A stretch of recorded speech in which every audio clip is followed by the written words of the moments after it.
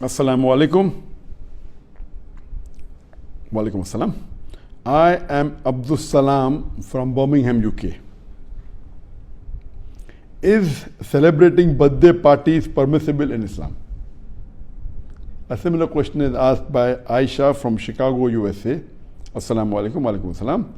If celebrating birthday is not permissible in Islam because of the un-Islamic activities done, then can we call our friends on the birthday and have an Islamic lecture and Islamic activities? A question on a similar topic. My name is Abdul Moiz. I am from Indian illegally occupied Kashmir.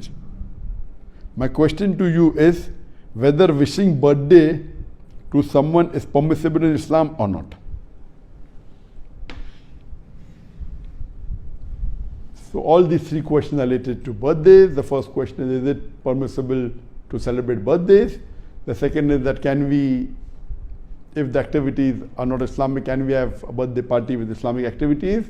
And the third is can we wish happy birthday to others? As far as birthday is concerned,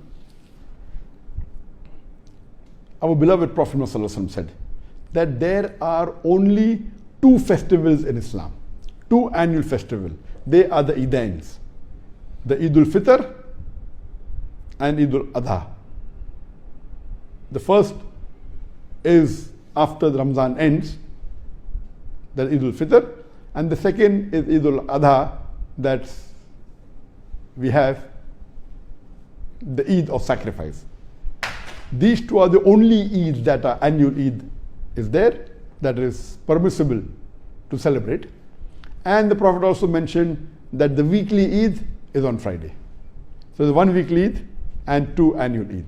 These are the celebration. So any celebration which is celebrated annually, every year, is against the teaching of Islam, except these two, the Eidain, Eid al-Fitr and Eid al-Adha. That's the Eid al-Nahar, the Eid of sacrifice. Birthday is more of a Western culture, and people celebrate it. It is not an Islamic culture, and it is against the teachings of Islam. So therefore, it is not permissible. Any celebration which is done on an annual basis, whether it be wedding anniversary, whether it be Valentine's Day, whether it be Mother's Day, or whether it be Teacher's Day, all these type of days or annual celebration, except for the two Eid, are not permissible in Islam. If you have a normal party for graduation, no problem. If you have a marriage and you have a party and a celebration for marriage, as long as nothing haram is done in that celebration, is permitted. So celebrating things which are good like marriage or graduation at one time, no problem. But making it an annual affair, you start saying, I will have wedding anniversary, so this is not permissible in Islam. This is the main basic ruling. There are other reasons why it's not permitted. Many of the things that is done on birthday, it is against the teaching of Islam. If you go back to the history of this birthday cake, how did it originate?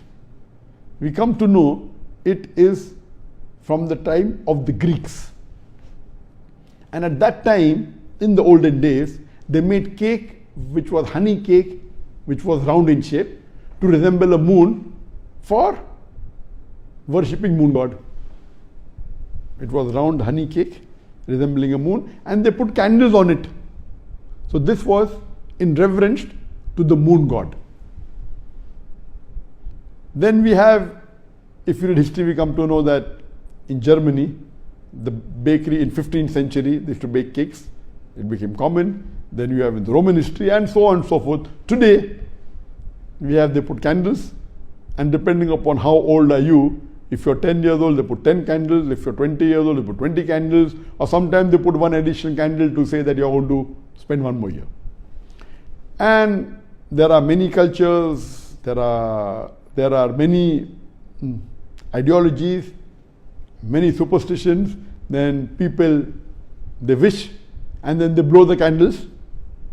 Though people talk of being hygienic, normally when you blow the candle and you blow on the cake according to research, when you blow on the cake has 14 times more germs on it before it was blown. So imagine we talk about hygiene, but we blow the candles. The candle is kept on the cake, and there are germs going onto the cake, and we serve that cake to everyone. We talk about hygiene, talk about science, but this is all unhygienic. There are various other activities associated with birthday which may be haram. For example, today most of the birthday parties, they involve music, which is haram. They may involve dancing, which is haram. There may be obscenity, which is haram. So many activities involved are again the teachings of Quran and Sunnah. But the basic thing is celebrating itself is haram. Second reason is because activities may be haram. The question posed is that what if we do not have any haram activities and we have a birthday party and give an Islamic lecture? Is it permissible? Giving Islamic lecture is good. You can do it any time of the year, on any day of the year, but specifically selecting that I was born on this day, 19th of September, and I will have an Islamic lecture because I was born on this day, this again is not permissible. Having Islamic lecture any day is permissible, but having every year only on that one particular day, it is not permissible. Furthermore, many a times birthday celebrations involve celebration of spiritual leaders, of messengers, like Jesus Christ, peace be upon him. This leads to shirk. It may involve celebration of celebrities, of famous personalities. This leads to hero worship. All this is against the teaching of Islam.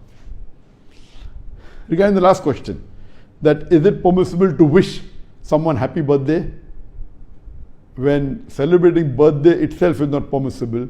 So where is the question of wishing someone happy birthday? Normally, when a person is born on a particular day, the lifespan of every human being has already been determined by Allah subhanahu wa ta'ala. In fact, when a birthday comes, he is going to live for 1 year less. So is it a point to celebrate or is it a point to mourn? So there is no concept, it is illogical that you're wishing someone a happy birthday because he has become 20 years old or 30 years old. In fact, he is going closer to his grave. Irrespective whether he is going closer to the grave or not, celebrating birthday per se is not permitted in Islam. Whether, even if it includes activities which are Islamic, celebrating per se is not permitted. And as I mentioned earlier, that with most of the birthdays that we have today, it is associated with shirk, associated with un-Islamic activities, with music, with dance. That's the reason my advice to the Muslim brothers and sisters, to the Muslim children, is that we should stay away from such cultures which are against Islam, against the teaching of the Quran and the Sunnah, and we should not celebrate these annual events which is not part of the Islamic culture and Islamic teaching. Hope that answers the question. Audio Jungle. Audio Jungle.